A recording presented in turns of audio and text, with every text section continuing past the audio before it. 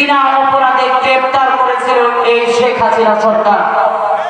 শুধু তাই নয়, তাদেরকে গ্রেফতার করে যখন তাদেরকে জেলখানার মধ্যে নেওয়া হয়েছিল, তাদের মধ্যে অন্যতম আমাদের রাহবার আল্লামা মামুনুল হক সাহেব হাফিজাহুল্লাহ তাআলা, খালেদ সাইফুল্লাহ আইয়ুবী সহ বড় বড় আলেম ওলামাকে বিভিন্ন ভাবে তারা হেনস্থা করেছিল।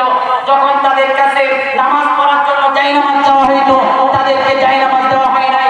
ওযুর জন্য পানি চাওয়া হইতো, তাদেরকে পানি দেওয়া হয় নাই। এমনও আমাদের আলেম ওলামার মধ্যে আছে ঢাকার মধ্যে, যাদেরকে সম্পূর্ণ শরীর থেকে পাঞ্জাবি পায়জামা থেকে শুরু করে সমস্ত শরীর অলঙ্ঘ করে মেয়ে তাদেরকে সামনে এসে দাঁড় করায় দেওয়া হয়েছিল। আমরা বলতে চাই সেই 2013 সাল থেকে শুরু করে 2020 সালের পরে এই 2024 সালে এসে হিন্দুত্ববাদী ইসকন নামক যে সংগঠন, এরা পাকা চোখে তাকিয়েছে যাতে করে বাংলাদেশ থেকে তারা এই ইসলামকে চিরতরে বিদায় করে দিতে পারে।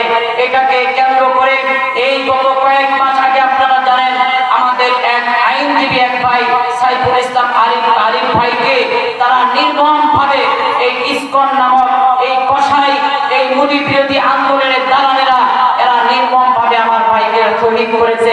আমি এখান থেকে নয়, আমি সব সময় বলি, এখন আমি এলান দিতে চাই আমাদের বাংলাদেশের তত্ত্বাবধায়ক সরকার ডক্টর ইউনূস সাহেবকে। আমরা এরপরে যে আমাদের আলোচনা হয়েছে সেখানেও বলেছি অতি সত্বর এই কুলাঙ্গারকে, যিনি আমার পরিজাত টুকরা ভাইকে প্রকাশ্য দিবালোকে হাজার হাজার মানুষের সামনে হত্যা করেছে, তাকে ফাঁসি দিতে হবে, অন্যথায় বাংলার মুসলমান আবার রাজপথে নামবে। কথা বলেন ঠিক কিনা?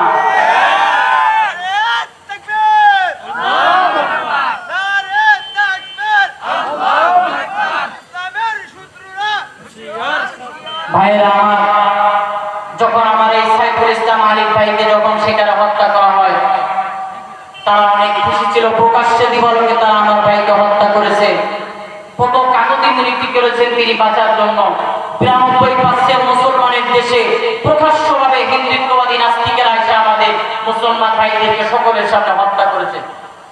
অথচ আমাদের তারা মসজিদের মধ্যে আন্দোলন করে মসজিদের সবকিছু লুটতরাজ করেছে। আপনারা দেখেছেন ইতিপূর্বে তাদের মন্দিরের মধ্যে আমাদের মাদ্রাসার তরবেরে গিয়ে পাহারা দিয়েছে। তোমাদের মন্দিরে আমরা পাহারা দিতেছি, এর পরিবর্তে তোমরা এসে আমাদের কলিজার মধ্যে আঘাত করতেছো।